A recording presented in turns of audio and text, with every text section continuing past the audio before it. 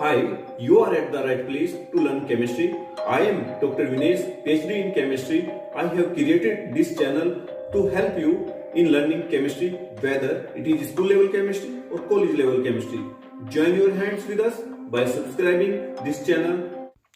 आइए आज की वीडियो को शुरू करते हैं। वीडियो को पूरा देखिएगा।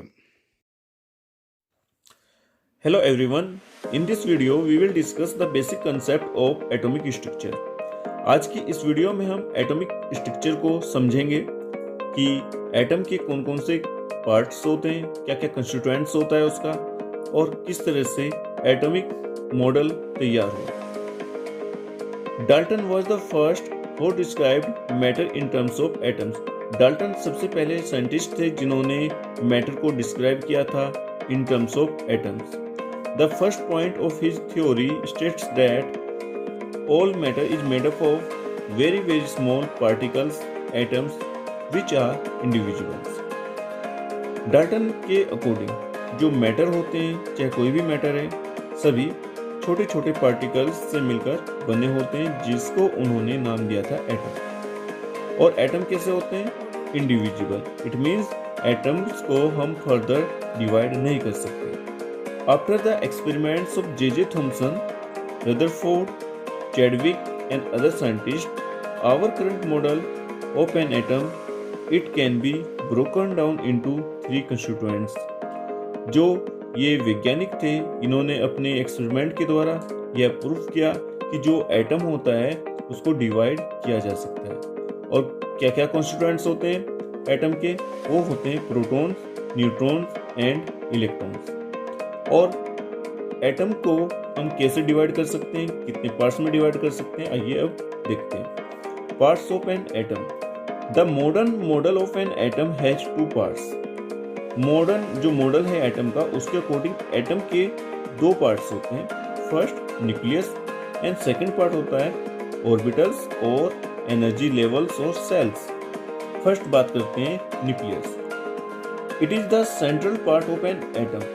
यह किसी भी एटम का सेंट्रल मीन्स मध्य भाग होता है। इट इज स्मॉल, बहुत छोटा होता है, एंड डेंस, काफी घनत्व वाला होता है। The most of the mass of an atom lies in nucleus. और एटम का अधिकांश जो द्रव्यमान होता है वो इसके न्यूक्लियस में ही रहता है। It holds 2 basic fundamental particles. और इसके अंदर 2 बेसिक फंडामेंटल पार्टिकल्स होते हैं एटम के, वो होते हैं प्रोटॉन्स एंड न्यूट्रॉन्स। इसको समझाने के लिए हमने यहाँ पर सोडियम एटम को लिया है। आप ये देख सकते हैं कि ये जो सेंट्रल पार्ट है ये न्यूक्लियस है, और इसके अंदर एटम के 2 फंडामेंटल पार्टिकल्स जो कि प्रोटॉन्स और न्यूट्रॉन्स, वो इसके अंदर प्रेजेंट है। और जो इलेक्ट्रॉन्स होते हैं ये न्यूक्लियस के आउटर स्पेस में होते हैं, जिनको हम क्या होता है यहाँ पर एक स्पेसिफिक पाथ होता है जिसमें ये रिवॉल्व करते रहते हैं अराउंड द न्यूक्लियस। उनको हम पाथ को बोलते हैं एनर्जी सेल्स और ऑर्बिटल्स। सबसे पहले हम बात करते हैं प्रोटॉन्स की। प्रोटॉन इज ए स्टेबल सब एटॉमिक पार्टिकल। प्रोटॉन कैसा होता है? स्टेबल होता है। इस मीन्स प्रोटॉन को हम फर्दर डिवाइड नहीं कर सकते। सब एटॉमिक पार्टिकल होता है क्योंकि एटम के अंदर होता है। It has a positive charge. और प्रोटॉन का के ऊपर कैसा चार्ज होता है? पॉजिटिव चार्ज होता है।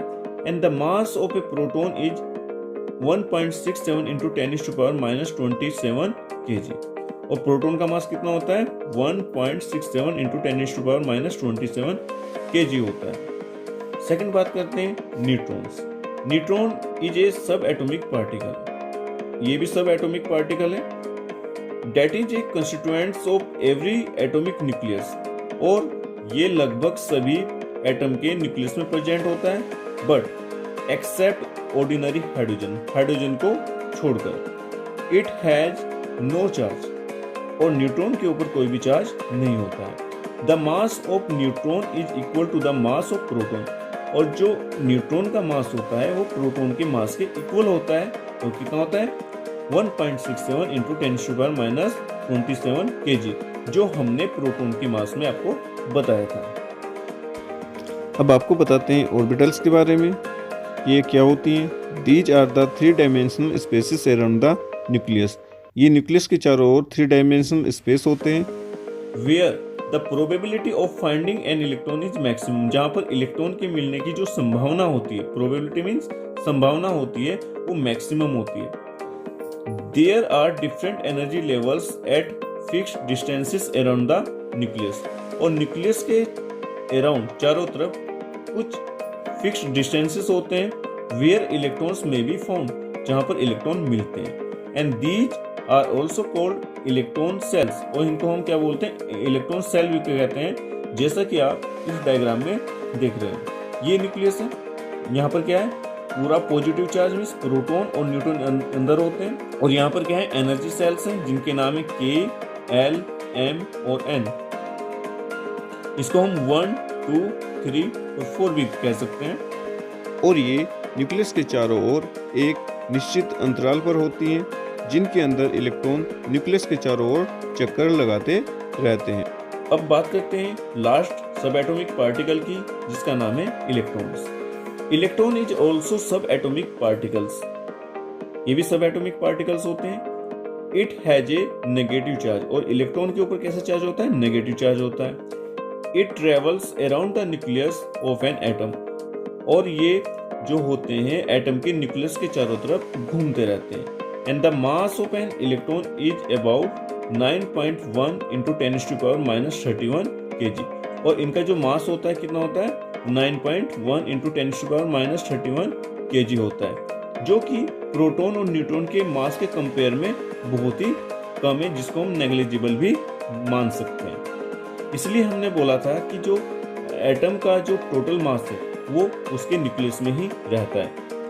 इस प्रकार से आज की इस वीडियो में हमने यह सीखा कि जो मैटर होते हैं वो एटम से मिलकर बने हुए होते हैं, और एटम के 2 पार्ट होते हैं। फर्स्ट होता है न्यूक्लियस, जिसके अंदर प्रोटॉन और न्यूट्रॉन मिलते हैं, और सेकंड होता है ऑर्बिटल्स, एनर्जी सेल्स, जिनके अंदर क्या होते हैं, इलेक्ट्रॉन प्रेजेंट होते हैं, और वो न्यूक्लियस के चारों तरफ घूमते रहते हैं। आपको यह वीडियो अच्छी लगी होगी, वीडियो को लाइक करें और अधिक से अधिक लोगों के साथ शेयर करें।